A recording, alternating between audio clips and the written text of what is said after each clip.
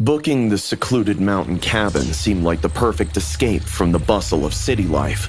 As a nature enthusiast, I craved the serenity of the forest and the crisp mountain air. The cabin was everything I had hoped for. Rustic, remote, and surrounded by nothing but nature. It was there that I met Alex. He was ruggedly handsome, with a charm that made me feel at ease. We met on one of the hiking trails near the cabin. Alex was a hiker, a nature lover just like me who stayed at a nearby cabin. Our encounters were friendly at first. We talked about our favorite trails, the best spots to watch the sunrise, and our shared love for the wilderness.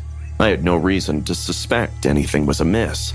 It was on the third day that things began to change. Alex showed up at my cabin, uninvited, but friendly. He brought a bottle of wine and we spent the evening talking. I'll admit that there were some sparks in the air. As the night wore on, his demeanor shifted. His friendly banter turned into probing questions about my life, my family, and my fears. I felt a growing unease, but tried to brush it off. It's getting late, Alex. I think it's time to call it a night. Alex's smile didn't reach his eyes. Of course, Emma. Sweet dreams. I bolted the door after he left, but sleep didn't come easily. But then, I woke in the dead of night to find Alex standing at the foot of my bed. Before I could react, he lunged, pinning me down, his hand clamping over my mouth. Shh! Don't make this harder than it needs to be.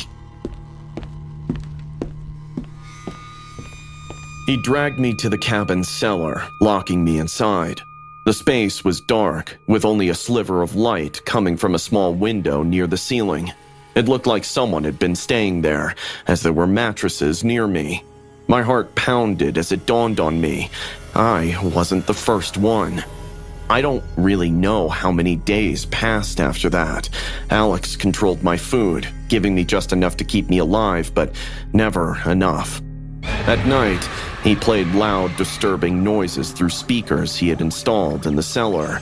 As soon as I was about to faint into a sleep, the cacophony of screams, clanging metal, and static woke me up with a jolt. I would cover my ears and rock back and forth, tears streaming down my face as exhaustion set in. It would also leave me in complete darkness for hours on end. The absence of light played tricks on my mind, and soon I was seeing shadows that weren't there. My imagination ran wild with horrors, each one more terrifying than the last. Then, one day, he brought a knife and began carving symbols into the wooden beams of the cellar. The symbols made no sense to me, but the act worked. I got increasingly terrified. Why are you doing this? Alex smiled. Because I can. I love breaking people. You've done this before? He didn't respond. What happened to them? He kept carving. Please don't kill me. I knew I had to escape, but the cellar was secured with a heavy lock. I spent hours studying it, trying to find a weakness. My opportunity finally came when Alex, in a rare moment of complacency, left a carving tool within my reach. It took every ounce of strength and concentration I had left to fashion it into a makeshift lockpick. One night, while the disturbing noises blared, I worked on the lock. It must have been a week since I had slept properly. My hands trembled violently, but I refused to give up. Finally, the lock clicked open, and I felt a surge of hope. I slipped out of the cellar and crept through the cabin. The floorboards creaked, and I held my breath, praying Alex wouldn't hear. He was in the living room, absorbed in some twisted ritual with the symbols he had carved, meditating under candlelight. I slipped out the back door, the cold night air hitting me like a slap to the face. And then, I ran through the treacherous forest as branches whipping against my skin. The lack of sleep had made me paranoid. Every sound made me jump, fearing Alex was behind me. My lungs burned and my legs ached, but I pushed on, driven by sheer will to survive. I reached the ranger station just as dawn was breaking. I pounded on the door, screaming for help. The Rangers found me half crazed with fear, covered in cuts and bruises, but I was alive. Alex was never found. The cabin was empty by the time the Rangers arrived. I gave his sketch as well, but it's been 3 years now, and I still carry the scars of that time. I took a solo trip to a quiet island close to Hawaii, craving some peace and solitude. The island was a paradise, untouched by the usual tourist rush. I rented a small bungalow near the beach, its white walls gleaming under the tropical sun. After spending the day exploring the lush greenery and pristine waters, I decided to venture out alone at night and sit on the beach. It was warm and soothing. I settled on the sand, listening to the rhythmic sound of the ocean, and then I heard it, a strange whistling call. A woman's voice carried by the wind. It was hauntingly beautiful, yet it sent a shiver down my spine. Hello? Is anyone there? The whistling stopped suddenly. I shook off the uneasy feeling and told myself it was just the wind, but then it started again, closer this time. I stood up, scanning the dark beach, but saw no one. Who's there? My voice wavered. The whistling stopped abruptly, and I felt a chill despite the warm night. I decided to head back to my bungalow, but as I turned, I saw footsteps in the sand, leading away from where I had been sitting. They were small, like a woman's, and fresh. My heart pounded, but I decided to follow them. They led to the water's edge and then vanished. A cold sweat broke out on my skin. I turned and started walking quickly back to my bungalow. Halfway there, I heard the whistling again, this time directly behind me. I spun around, but no one was there. The footsteps reappeared, leading towards me, stopping just a few feet away. I could feel eyes on me, watching, waiting. Panic surged through me, and I broke out into a run. The sand slowed me down, my feet sinking with each step. I glanced back and saw a shadowy figure standing at the water's edge, barely visible in the moonlight. It was a woman, her long dark hair flowing in the breeze. She raised a hand and the whistling grew louder, more insistent. I tripped and fell, scraping my knees and hands on the rough sand. Pain shot through me, but I scrambled to my feet and kept running. I reached the bungalow, slammed the door shut and locked it. My breathing was heavy, and my heart felt like it would burst out of my chest. I backed away from the door, clutching my bleeding hands. What the hell is happening? I stumbled into the bathroom to wash my wounds. The tap water was icy cold, and the shock of it calmed me slightly. As I cleaned the scrapes, I heard the whistling again, muffled but clear. I froze, staring at my reflection in the mirror. Behind me, the shower curtain moved slightly, as if someone had brushed against it.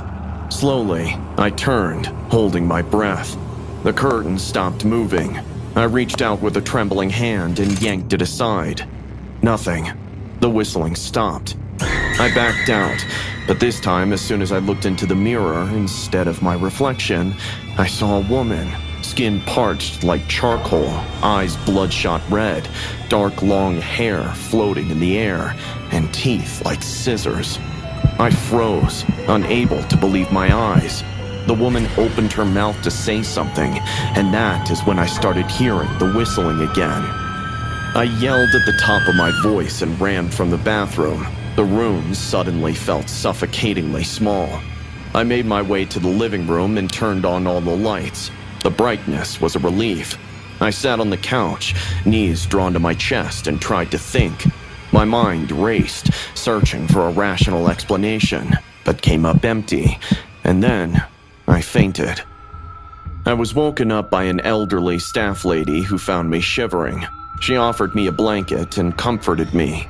It was then I started recounting the night's events. Her face grew graver as she quietly listened to me. You heard the Naupaka Maiden. It's a century-old legend. She was a woman who lost her love to the sea, and roams the island.